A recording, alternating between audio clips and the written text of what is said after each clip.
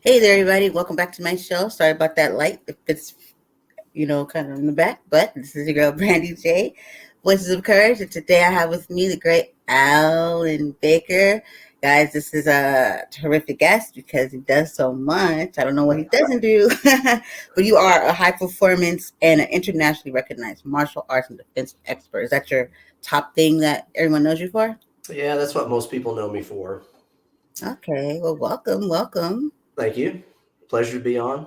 Yes, yes, I'm so excited to have you here. With all what's in your profile and everything, I wanted to ask you, 'cause I want of course, let the guests know who you are, but who you are and what does it take to, what's the number one thing it takes for anybody to have even the tiniest bit of success? Oh, wow, that's a list of things, but one of the main things I would think is consistency over time. A lot of people want to achieve their goals now, uh, and it's you have to, I think, realize that it's going to take time, and that's a good thing because a lot of wisdom is developed over the effort of continuously striving for something, and plan accordingly. You know, look at a long term goal and then backtrack from that. What are your short term goals to get you there? And then you can focus on those small achievements as you move along. Uh, you know, for me, just I see it in the martial arts academy all the time. Most of the time, it's rank attainment. The students will gradually move up in rank, but the rank represents small steps that they can advance toward their goal. And it's the same thing in life. Regardless of what your goal is, if you can break it down into digestible parts, it's easier to see progress, and that generally will keep most people focused and moving forward. And I would say, accept the fact that for all success, failure is in the recipe. Sometimes if you don't expect that in advance, when it does roll around, um, and you're not good at dealing with it, sometimes it'll set you back, or for a lot of people, they'll just stop. Um, but like for me, I've been doing martial arts and training students for 40 years now. So um, you'll see that a major skill on the floor and in life is to be able to expect and deal with failure Mm. as part of the process. And once you can kind of do that, then it's no big deal. You actually seek it out. You'll start to place yourself into environments where you can gain that wisdom through failure quicker. And you can obtain the knowledge that comes with it, and Yeah, because there's no way around it, right. and yeah. That's So very true. That's a powerful message, though, to look at failure kind of like as learning, because that will take somebody's fear away, and they'll go, like you said, they'll go seek it and they'll expect it, but they'll know with it comes lessons, and then that's very powerful actually, because that's what everybody's fearful of. Like, if I don't make it, but how do you make it if you never try? yeah, you look at some of our great achievers. None of them got there without some sort of failure, and Yeah, I'd probably say there was quite a bit of it. We just don't know about it, because they right. probably don't advertise it. All we see are the great things they achieve. But Yeah. for every great event, I'd be willing to say there is at least 10 failures at the very Hmm. least that came along prior to that. Yeah, I remember hearing a little bit of Kobe Bryant's. He spoke about his failures and how that was without that's the reason why he was able to get to where he was because of those failures. I can't remember specifically, but it stood out to me because he highlighted his failures to how Mm. he succeeded, and I was like, Great example, because how much training did he do? How often did he get out there and work and place himself in that environment? And in that process, you're going to make mistakes. So you could say he went after those mistakes very vigorously. Yeah. and probably got more of them out of the way than anybody else. And so he moved along that process quickly. Yeah. Yeah. I love him. Like, that's a kind of genius way. I'm like, because it makes you just want to go out there and live and do everything. I'm like, yeah. Let's go do Okay. it. Definitely. Definitely. So for you, okay, so what was have you ever had, uh, obviously there's been failures, but what was the one that you have, like the one that really, really pushed you like to the limits? Oh wow, there's a lot of them. In business, you'll have failures in business, and those motivated me to keep going, try again, go back, don't make the same mistakes, and in martial arts, obviously, lots of failures. I do many different arts, and just we'll say kickboxing alone, how often do you get punched in the face, before you take a step back and stop, or you try to do something to keep that from happening, So there's a lot of them, and that was always a philosophy I learned from my teachers, and I see on the academy floor is, you accept that, the warrior's perspective. We know that those are going to happen, so I'm going to get my partner and I'm going to go make as many of them today as I can. Of course, there'll be some successes too, but, and I'm going to intelligently look back at what I did. Sometimes we'll make them and just go, well, I won't do that anymore. But you have to sit down and take time, recognize what happened, what part of the equation didn't work, and make a mental note, if not a written one, on how to avoid that again in the future. So you make it a good educational process, and you don't want to repeat. You would like to collect that wisdom as you move forward. Yeah, most definitely. So I take it for a lot of your students, that was a very hard pill to swallow. I would think quite a few of them. It varies per individual. I've had some that are just fearless, and it's just 100 miles an hour, and then some, yes, you'll see that they take it a little more to heart. But that is one of the beauty, some of the beauty behind that environment Yeah. is, they don't have that discussion with that student at that moment written on the curriculum. And you walk out and you have a talk with them, and, it'll change the way their perspective on the academy floor. And if they let it'll do the same thing for life. That's how I learned it. A lot of those lessons were in between classes or afterwards, and those little moments when your teacher, your mentor, will whisper that advice in your ear, and you can ignore it. But fortunately for me, I listened, and it had a great effect on my life and where I went. Right. Right. I think like hearing you talk about this, like the students said, some of them are fearless and some just go, and then some a little bit harder. But do you think like you can kind of tell, like say for like an athlete or anybody that's achieved something, you'll have the one that's just like swooping around the place after they won. They're like, yeah, like they expected it. And then you have that one that won, but they're crying, but they're crying because you could tell that they've been through a lot and they worked so hard to get there. And they're just like, yes.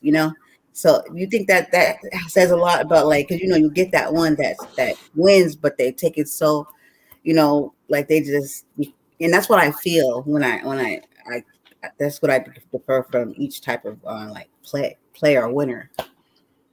Yeah, it varies. Individuals' reactions to success. Mm-hmm.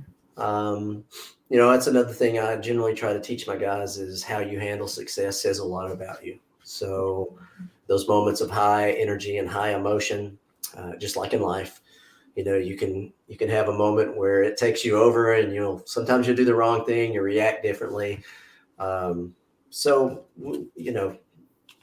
it'll vary depending how each individual reacts to it. Yeah, I think I'm the crier. Like that's what I think everyone.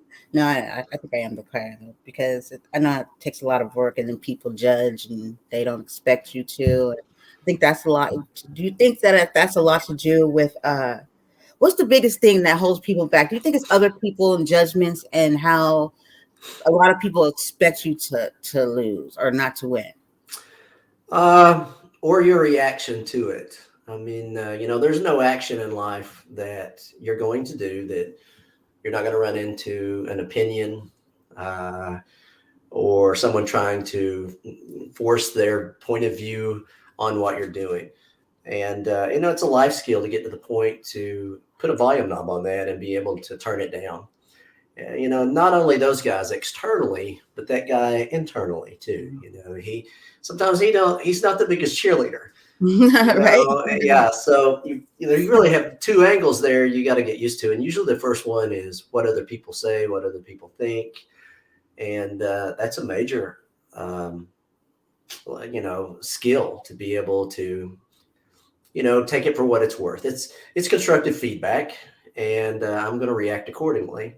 I think the little voice in the head, the internal landscape, is probably a little more powerful because that external noise will feed that little internal voice, and he'll sneak up on you, and whisper in your ear. So the ability to start to rein that guy in, one, shut him up or turn him down, and two, to start getting him to say what you want to hear. Um, which you'll see, a lot of very successful people, they'll talk about mantras, different types of internal dialogue they'll use to start to train that internal dialogue. So, Okay. That's good. So do you have any books? I know you have two. Do you have any books on, because you do you actually Jill, you like you've trained like within like the military, like tactics and things like that, right? yes, I have an academy in Mhm. Woodstock, Georgia, and I have a business outside of that, Mhm. which is a tactical training business. And I work with a lot of military, law enforcement, protection groups, protection training agencies, which has been a fantastic experience. I can imagine. It honestly shined a light on a completely different world of defensive tactics that you don't normally see in the martial arts world. Those guys from all those branches, they have to follow certain rules, behavior patterns. They have to take into consideration how things look visually, and most martial arts don't care about that. And it's just Like, don't get hit in the face. Like, no. so it changes a lot of things for those guys, and so it's been a very unique experience just being involved. They teach me as much as I teach them, and influence what I do tremendously. So That's amazing. Because I know in here you talked about also too what you teach, because when our mindsets and all that stuff can have a lot to do how we react to situations or some kind of a like emergency. mhm. Because I know with the military, that's why they have to be so because anything could happen at any moment, and you got to remove all that out of there and be like very like strategic. And so I know that takes a lot. But wouldn't you say that if we had those type of probably can't have all of them, that type of thinking, it would help us be able to assess and react differently in a lot of life situations? Yeah, the being able to kind of change your thought patterns around it is one thing, but having an environment that you can practice in is an entirely different. And like I obviously use the example of the academy floor quite a bit. And you'll get put in situations that will make you angry, make you sad, So, frustrate you. It's and you can tone down the frustration, or if you've got a good partner, he can turn it up. And everybody has those moments where that emotional energy gets away from you, and it just consumes you. There's nothing you can do, um, and that's part of the training. The practice is putting yourself in that situation and recognizing it, internally, and then saying, I'm not going to instantly react to it, but I'm going to choose my reaction to it.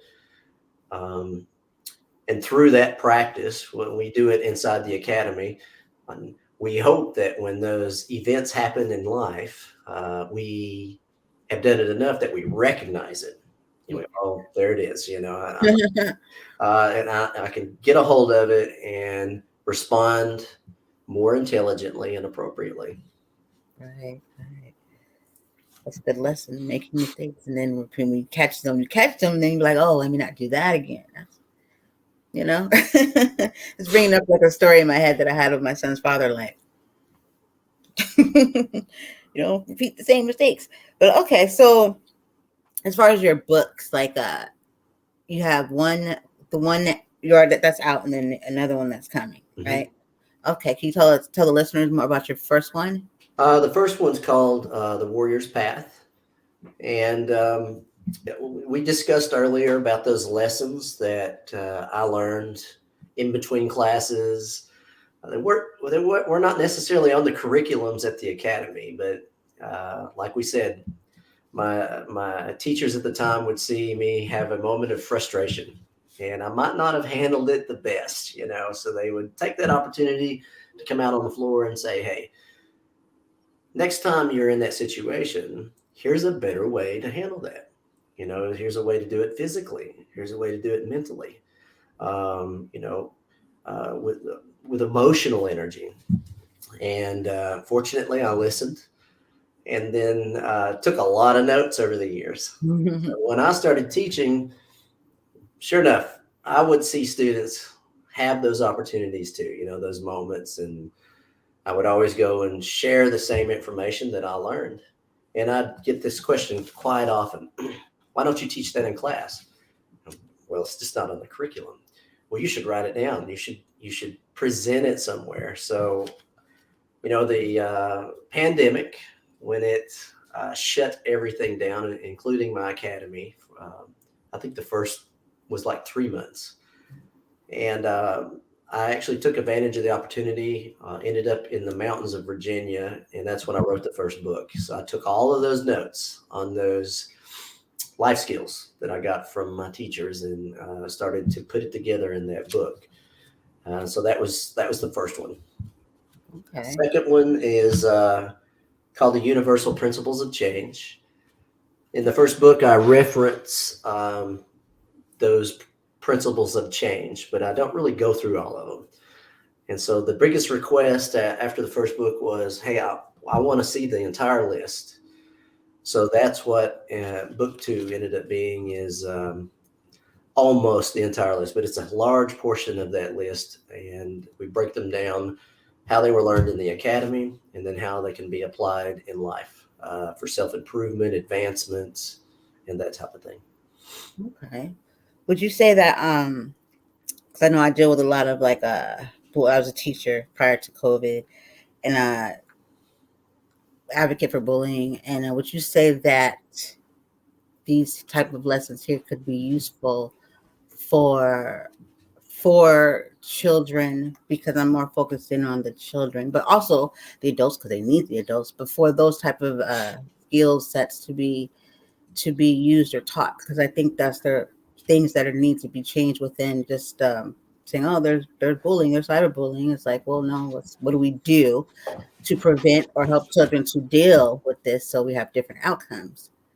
Would you say that that was your books could be something that someone could use in that event? Definitely. The tools that are in there, we teach in our kids program on a regular basis, which is really why we see a lot of parents bringing the kids to the academies, because those topics may not necessarily be covered in school.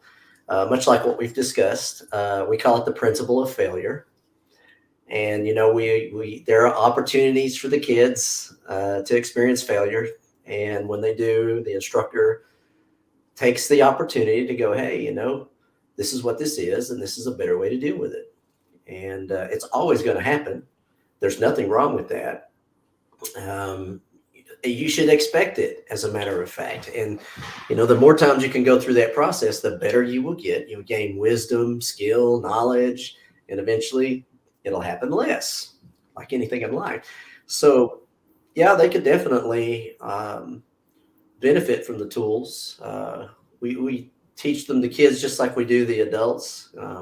Like myself, I was in my teens before I started hearing these things. They didn't necessarily teach them in a classroom when I was coming up either. Yeah, yeah, most definitely. I think it's time to start implementing, because it's just more about education. They need to know how to socialize and be a functioning person, in life. Agreed. So that definitely should be a part of it, the process of going through education. So, but luckily we have people like you that can do that. So when you were younger, what got you to this point where you are now? Like, did you experience any of the stuff that you are seeing people deal with today, or was this kind of already like was your any of your family in the field of like military or anything like that?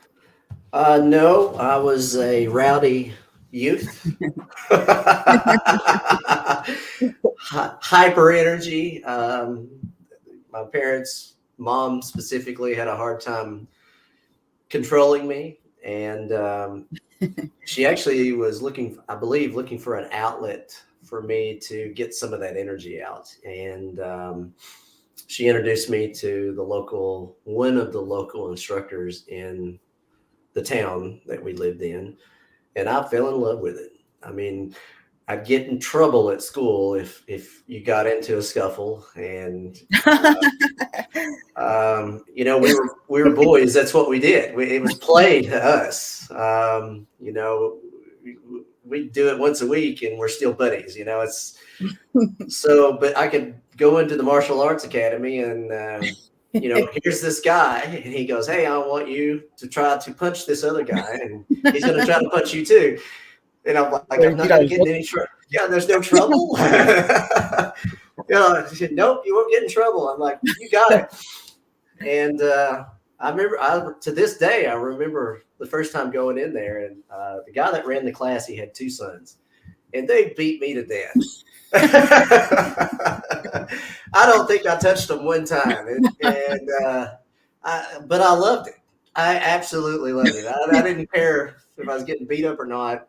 I liked the whole culture, and I was passionate about it from that point forward. Everybody thought I was crazy, what are you going to do with your life? I'm going to do martial arts. That's nuts. Go get a real job. Everybody. Look at them now. When I finally got to the point where I got my first job, the only reason I was motivated to do it is because I wanted to join more schools, and I had to pay for it. That makes sense. So, but after that, as they say, the rest is history. I pursued it very aggressively in life. I wanted to dive into every source of information I could find. Once I got to the point where I could start teaching full time, and the money that I would make, I started traveling to see the teachers you would hear about, in different areas of the country, and learning, and that's what I've done ever since. That's amazing. So I'm thinking that's how you were able to end up doing like the personal protection, like all the stuff you did. It was acquired by you, because I'm pretty sure people sought you out right after they heard about you and what you did. Yeah, and I actively, looked for additional ways to create multiple revenue streams in this industry. It's probably one of the most common paths to take is you open a school, and you're the head instructor of the school, and that is what you do. I was very fortunate to have business mentors that were outside of the industry, but they were very successful, and they explained to me different principles that I could follow to make myself more successful, and creating additional revenue streams outside of the current one I was working on was one of those things. And Like we said earlier, it didn't happen instantly. Sometimes it's looked at as an overnight success, but it took 15 years to get there. Um, but a lot of those things that I built eventually started to bear some fruit. And as mentioned earlier, a lot of them didn't. A lot of them failed. And, but failure is part of the process. You're going to have it. So that combination of information from those business mentors and trying to apply it in the current industry, it has just gone from there to the point where additional industries outside of the martial arts started to open up. And, you have that moment where that little voice is like, that's not what you do. You don't stand up and do lectures, you punch people. So, you know, thank goodness we're not listening to that guy. We're going to go do that thing and try to, pursue greater growth and advancements, and we'll see what happens. I love it. I love it. I love it. I wanted to know more about. I want to ask you. Okay, you have over 20 black belts over the course of 40 plus years. 20. Out of those 20 black belts, let's see what. How many people did you beat up now? Okay, I'm kidding. Out of those 20 black belts, how many was okay? Because obviously that's over a course of 40 years, so I'm pretty sure there was a lot of losses that came with it. Right or correct? Oh Yeah. yeah. Oh yeah. Okay. So throughout those 20 black belts, which one? I can't really say which one. Actually, how many losses were they before you got to those? Oh wow. More than I could count or keep track of. I mean, some systems alone. There's a system called Burmese Bondo. I started doing it when I was 14 or 15 years old. Average time to a black belt in that system was, I think, 8, 9 years. Took me over 20 years, to achieve what everybody else was doing in half that time. So obviously, a lot of things, moving. You could call them failures if you wanted to. I would generally just look at them as minor setbacks. But yeah, there was a lot of challenges. And, I watched a lot of my peers at that time accept those things and not continue. I hear from them now. You lose people sometimes in life, and then they'll pop back up later on. And what, you're still doing this? Man, I wish I'd have stayed with it. So, it's just part of it. Yeah. And you just have to keep grinding and moving forward. And again, that number sounds like a lot, but you have to take into consideration I've probably never had a real job. All I've done is martial arts my whole life. That's cool. So, if you think about it that way, that's a lot of free time. So that's how that happened, and a lot of passion, like I mentioned earlier. I wanted to be involved in all of it. Every school I could join in my town. I remember going to the next town over and joining schools. Wow. Yeah, I was just all over it. I loved it. So, That's amazing. That's passion. If they put the definition right there, you're like, So I love that. I love that. So what would you tell your young? Okay, so you now, Alan Baker now, what would you tell your younger self if you can go back today? oh wow. There's a list. I don't know that I would sit there and listen to myself that long. I guess one of the main things is surround yourself with the people that represent where you want to be, not where you are. And that sometimes is a hard thing to understand, much less implement. But I found out later in life just how powerful that is. That among other things. And I always refer to that as a tribe. Mm. you know, and you, or sometimes people call it a network, but you can choose those people, your inner circle, who you surround yourself with. Now, some are family, you know, they're there no matter what, but generally you have a choice, and that's a tough choice to make sometimes, you Yeah. know. So, but that's probably the first thing I would start with, because I didn't learn that for a while. And now, you know, once I've started to see the power in it, and I think too, people will be sent to you. You know, there's a saying that says, when the student is ready, the teacher will appear. So when the student's ready, the mentor will appear. And it's sometimes it's miraculous how that happens, you know. And when you're ready to make a change, a certain angle in your life is, it's interesting how those opportunities, the door might not swing all the way open. You got to do some work, but Yeah. it'll crack. And you know, you have to be able to recognize it and be prepared at that moment to take appropriate action. Um, so Got to take it that shot. Like you can't let it slip away, right? yeah, you know, I like it. I like it. Okay. So, is there anything that people don't know about you? I'm pretty simple. um, I guess, you know, like we said earlier at the beginning, I'm mostly known for martial arts. So not a lot of people see the other things that I do in life. I am a diving instructor. So I'm also a cave diving. Wow, I love it. So yeah, that's something that You're most people down there don't with know. the sharks. You know, I've ran into a few.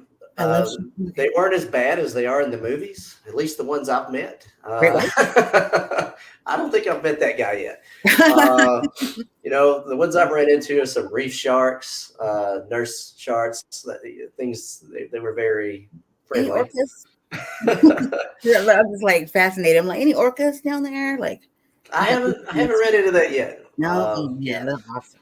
So I think, you know, you have to go looking for those guys. I'd probably have to Right. pay somebody to take me to find them. Past that, do a lot of climbing, rappelling. I'm a no, I'm sorry, a rappel master instructor. So we run a course to teach rappel masters about twice a year out Awesome. of Alabama. Do a lot of shooting instructor. Um, I teach the defensive tactics at the Executive Protection Institute out of Virginia and the Vehicle Dynamics Institute out of New Jersey. They're two major educational facilities for the protection agency. So those are a few things that most people don't know. All right. I'm like, that's stuff people don't know. Wow, wow, wow, wow. Definitely gonna talk to you about this cave diving thing though. I'm just fascinated with the like all week I was watching like orcas and octopus and all that stuff and I'm just Oh, that's amazing. like, We just did a trip to Bonaire just in the last year, and speaking of octopus, I mean there was some amazing life on that trip that we ran into. Coral reefs are incredible. Um, it's a gorgeous area, all hidden underwater. You wouldn't even know unless you know, put a tank on and got down there. exactly. So amazed. Like octopus are my latest. I've been studying them. I'm like, dude, those are not octopus. Those are aliens. Something's going on there.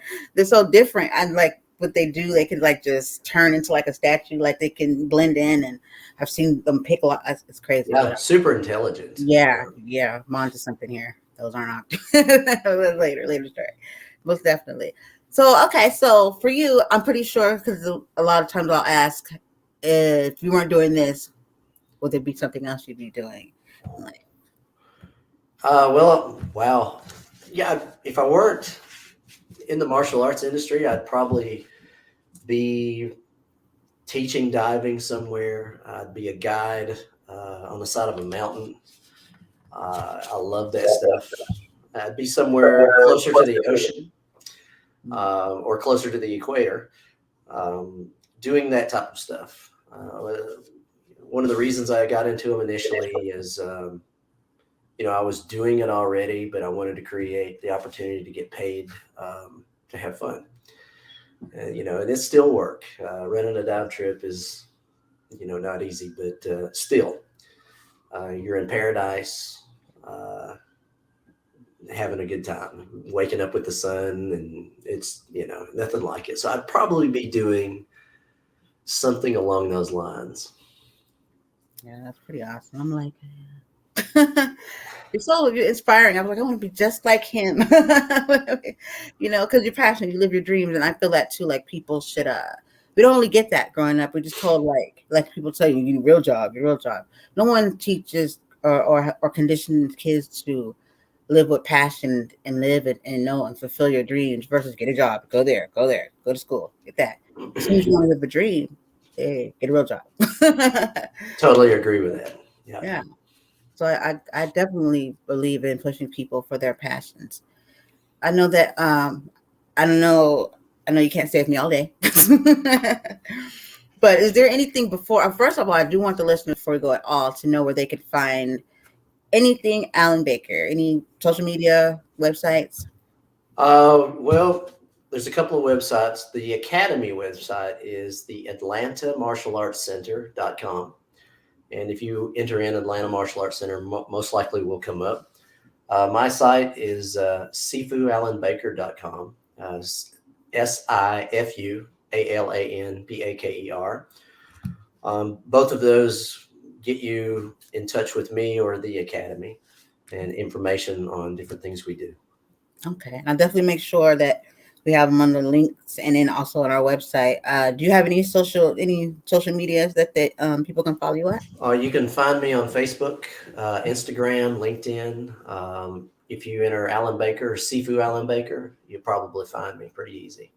All right, okay. And books are on you are Amazon or are you on any other? Amazon? Amazon, yes, ma'am. All right, that sounds good. Sounds good. Well, I know that I appreciate you coming by here, and I would love to have you back because how can you not? Like you have so much. We got to do some cave talking.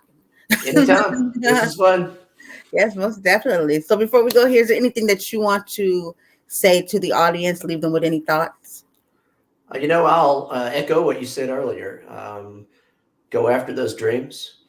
Find someone that is on that path because, like you said, they don't teach that stuff in school.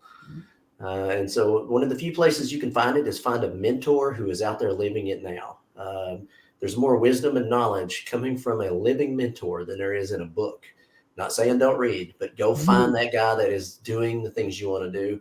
Ask him to mentor you. And most of them will because they understand the power of teaching because it educates both of you. And go after it and don't give up. Understand it'll take some time, but you will get there. I love it. I love it. I love it. So inspiring. Thank you so, so much. Thank Thank you. you. And you have a great rest of your day. And until next time, everybody, this is Brandy J and Alan Baker. Peace. Bye, guys.